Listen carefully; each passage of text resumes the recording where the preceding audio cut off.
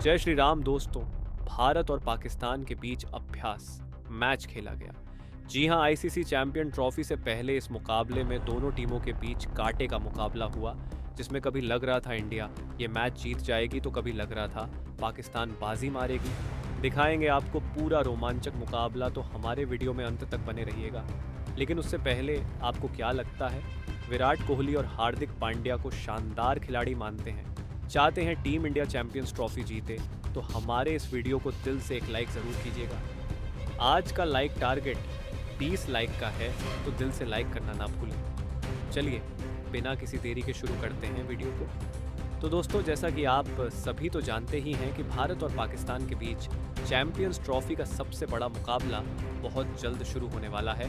लेकिन उससे पहले ही दोनों टीमों के बीच खतरनाक प्रैक्टिस मैच खेला गया, जिसमें इतिहास लिखा गया है। जी हां, आपको बता दें, दुबई क्रिकेट स्टेडियम में यहां पर टॉस जीतकर पाकिस्तान के कप्तान बाबर आजम ने पहले बल्लेबाजी करने का फैसला किया। उन्हें लगा था कि यदि वह पहले बैटिंग करते हुए 300 रन भी बना लेते हैं तो टीम इंडिया को कड़ी टक्कर देने में कामयाब हो जाएंगे, क्योंकि उनके पास एक से बढ़कर एक गेंदबाज थे और उन्होंने भारत को कड़ी टक्कर भी दी। एक पल के लिए भी ऐसा नहीं लगा कि मैच एक तरफ फा हो रहा है, और अंतिम ओवर में तो जाकर मैच लगभग भारत की पकड़ में ही नहीं था। और दोस्तों, फिर जो चमत्कार हुआ उसके बाद तो सबके होश ही उड़ गए। जी हां, दरअसल पाकिस्तान की तरफ से ओपनिंग करने बाबर आजम के साथ मोहम्मद रिजवान तो आए थे, लेकिन उनकी शुरुआत बिल्कुल भी अच्छी नहीं हुई थी। भारतीय गेंदबाजों ने उन्हें पूरी तरीके से तहस नहस करके रख दिया था। ऐसा लगा कि टीम इंडिया तो अब भी से जीत गई। लेकिन फिर अंत में भारतीय गेंदबाजों की बेरहमी से कुटाई करते हुए पाकिस्तान ने हमें 308 रनों का लक्ष्य दिया और पूरे मैच का पांसा ही पलट कर रख दिया, जिसमें बाबर और फख्र जमान ने अच्छी बल्लेबाजी की, जिसकी बदौलत पाकिस्तान हमारी टीम के सामने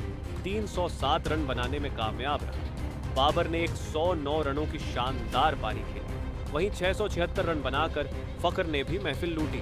आखिर में सलमान आगा ने कुछ अच्छे शॉट खेलकर अपनी टीम को एक बड़े लक्ष्य तक पहुंचा दिया। हालांकि एक समय तो ऐसा लगा था कि पाकिस्तान 150 रन भी नहीं बना पाएगी, क्योंकि केवल 25 रनों पर टीम इंडिया ने उनके 3 बल्लेबाज ढेर कर दिए थे। लेकिन फिर बाबर और फख्र जमान ने अपनी टीम को संभाल लिया और इतने बड़े स्कोर तक पहुंचा दिया। भारत की तरफ से मोहम्मद शमी ने अपनी लाजवाब गेंदबाजी से टहलका मचाते हुए सबसे अधिक 5 सफलताएं हासिल की। वहीं एक विकेट कुलदीप यादव को भी मिला। वहीं बाकी गेंदबाजों को निराशा हाथ लगी। अब टीम इंडिया को 50 ओवरों में 307 रनों की दरकार थी। लक्ष्य काफी बड़ा था। ऐसे में कप्तान रोहित और शुभमन गिल से धमाकेदार शुरुआत की उम्मीद थी।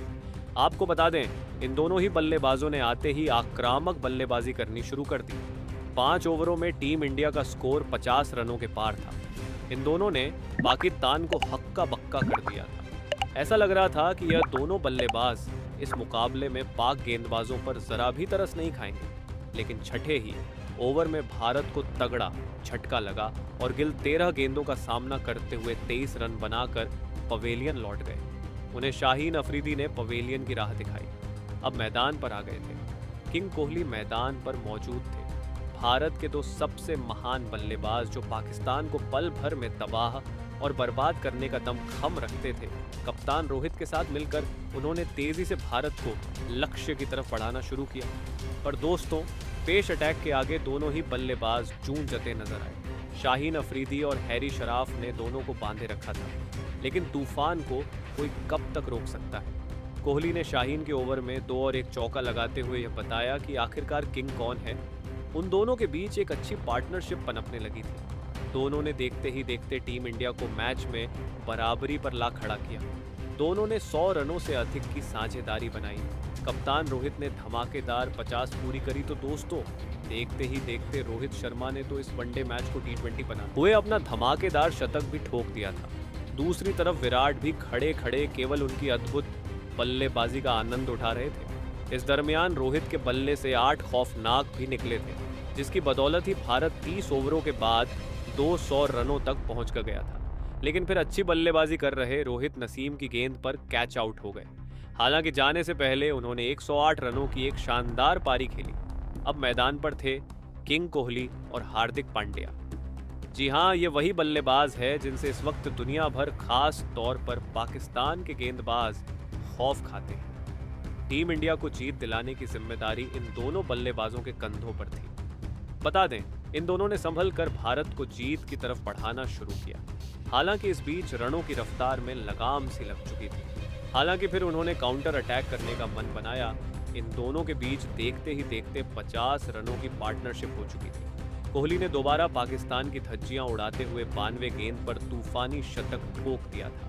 पांड्या भी अपनी ताबड़तोड़ बल्लेबाजी से उनका बखूबी साथ निभा रहे थे। इन दोनों की आतिशी बल्लेबाजी के दम पर इंडिया ने मुकाबले को अंत तक पहुंचा दिया। आखिरी 5 ओवर में भारत को जीत के लिए 52 रनों की जरूरत थी। जीत काफी मुश्किल लग रही थी क्योंकि हर ओवर में लगभग 12 रन बनाने थे। ऐसे में इन दोनों ही बल्लेबाजों को करिश्माई बल्लेबाजी करनी थी। पारी के 46वें ओवर में गेंदबाजी करने आए थे हैरिश राफ, और उनको आड़े हाथों लेते हुए पांड्या ने 1 नहीं, 2 नहीं, बल्कि कुल 3 लगा दिए। जी हाँ, पांड्या ने हैरिश के इस ओवर में 3 जड़कर कुल 19 रन बनाए। यहाँ से प्रशंसकों को यह लगने लगा कि अब इस मुकाबले में टीम इंडिया जीत सकती है। पांड्या ऐसी बल्लेबाजी कर रहे थे जैसा किसी ने सोचा तक नहीं था। हालांकि फिर फहीम अशरफ के दम पर पाकिस्तान ने भी वापसी करी और 47वें ओवर में टीम इंडिया केवल 5 रन बना पाई थी। पर अब बारी थी किंग कोहली की 18वें ओवर में गेंदबाजी करने आए थे पाकिस्तान के सर्वश्रेष्ठ तेज गेंदबाज शाहीन अफरीदी। और फिर क्या था, कोहली ने इस ओवर में अपनी क्लास दिखाई। अफरीदी ने कोहली को स्लोअर बॉल डाली और यहाँ उन्होंने कर दी बड़ी गलती, क्योंकि विराट को खराब गेंद डालना, वो भी उस समय जब विराट बाउंड्री का इंतजार कर रहे हो, किसी भी गेंदबाज को काफी महंगा पड़ सकता था। अफरीदी की उस गेंद को विराट ने सीधे स्टेडियम पार मारा। इतना ही नहीं, शाहीन अफरीदी के इस ओवर में 2 चौके और 1 लगाते हुए विराट ने कुल 18 रन बना डाले। भारतीय टीम तेजी से लक्ष्य की तरफ अग्रसर हो गई। अब भारत को आखिरी 2 ओवरों में जीत के लिए 25 रनों की दरकार थी, लेकिन पारी के 49वें ओवर में गेंदबाजी करने आए राफ ने केवल 6 रन ही दिए। जी हाँ, इस ओवर में दोनों ही बल्लेबाज कुछ खास नहीं कर पाए और भारत को आखिरी ओवर में जीत के लिए 19 रन बनाने थे। पाकिस्तान के सबसे खतरनाक गेंदबाज शाहीन अफरीदी आखिरी ओवर डालने के लिए आए और उनकी पहली ही गेंद पर विराट ने शानदार चौका लगाया। अब आखिरी 5 गेंदों में जीत के लिए 15 रन बनाने थे। अभी भी जीत काफी दूर नजर आ रही थी, लेकिन अफरीदी की दूसरी गेंद पर भी विराट ने एक और चौका लगा दिया।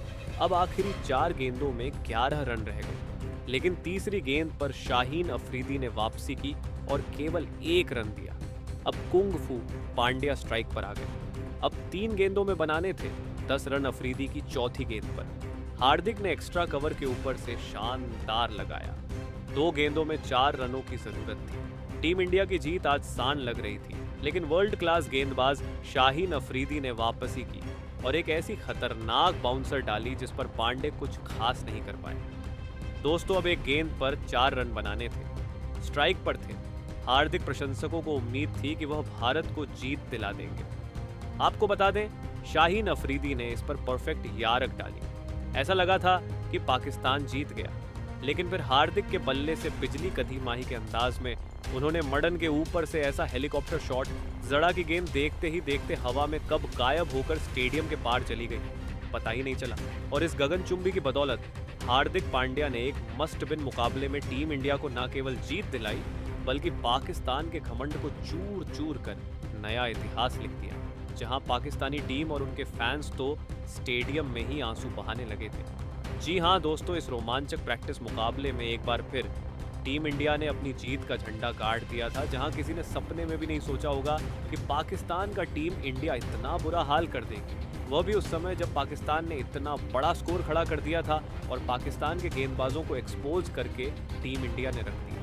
अब एक ऐसा ही कांटे का मुकाबला एक बार फिर हमें 23 फरवरी को इंडिया और पाकिस्तान के बीच देखने को मिल सकता है। लेकिन दोस्तों, अब आपको क्या लगता है, पाकिस्तान के खिलाफ भारत की तरफ से सबसे ज्यादा रन कौन सा बल्लेबाज बनाएगा?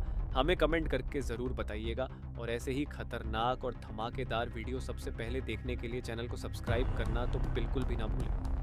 धन्यवाद।